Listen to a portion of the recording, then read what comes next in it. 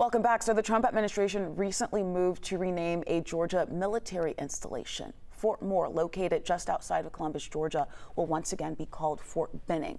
But does this mean Fort Benning reverts back to what it was? Our Jennifer Bellamy verifies.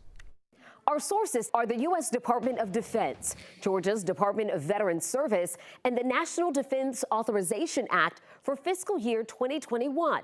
Here's what we found.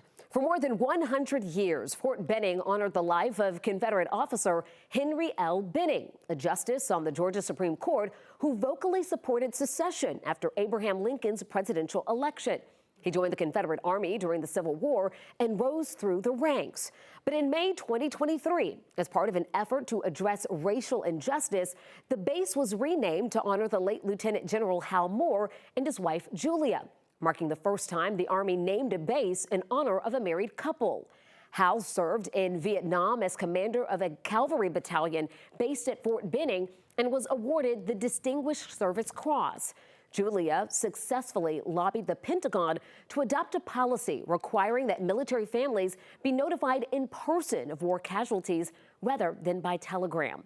Now, Secretary of Defense Pete Hegseth has signed a memorandum changing Fort Moore back to Fort Benning, but this time in honor of Corporal Fred G. Benning.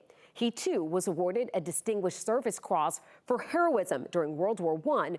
The reason a different Benning is chosen here is because Congress passed a law in 2021 prohibiting bases to be named after anyone who voluntarily served or held leadership positions within the Confederacy.